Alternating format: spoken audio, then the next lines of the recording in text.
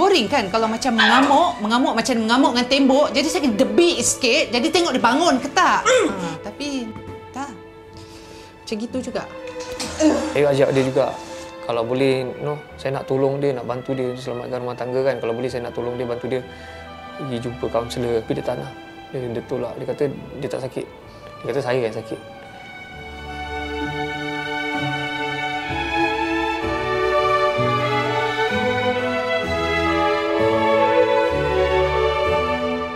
Sebelum kahwin, best sekali.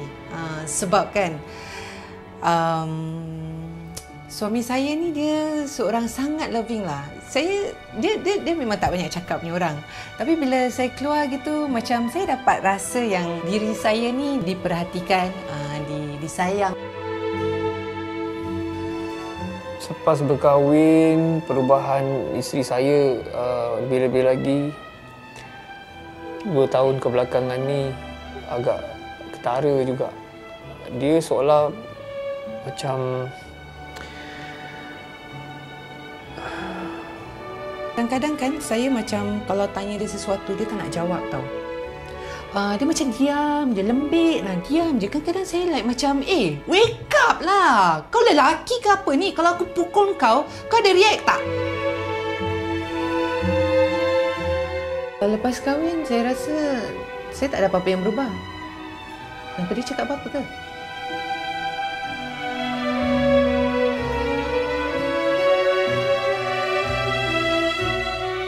Bila dia tepat depan komputer tu, dia seolah-olah macam begitu gembira.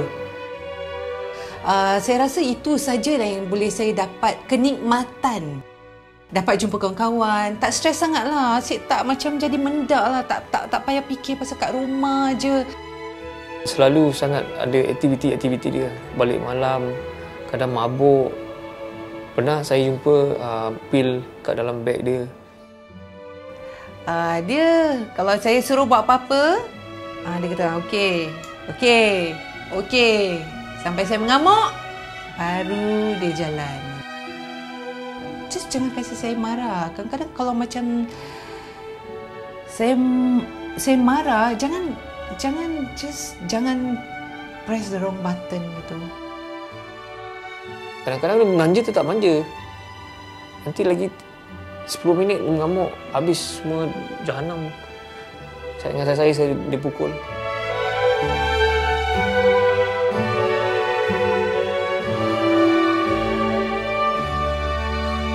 Apa family atau kawan dia rasa kalau diorang tahu yang saya pukul dia? Tak pernah terfikir. Dia ni penakut dah. Dia bukan macam betul-betul jantan. Jadi saya rasa kan, dia takkan bilang pasal dia nak tutup muka. Dia malu. Datang demi angin, saya diserang. Tapi saya tak balas. Saya tak nak anak-anak lihat saya sebagai seorang husband yang agresif. Biar dia yang buat macam tu. Biar saya tahan segala-galanya. Saya menepis segala-galanya. Sebab kalau satu tumbukan daripada saya sudah cukup untuk cederakan dia, dan saya tak nak dia cedera.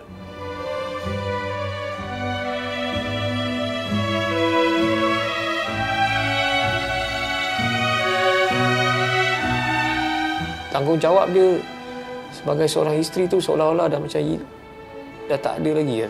Dah macam tak hiraukan rumah tangga sangat. Tak hiraukan anak, tak hiraukan tentang diri saya. Tu yang kadang saya kesal lah, tak dapat tahu kenapa dia boleh berubah macam gini mendadak.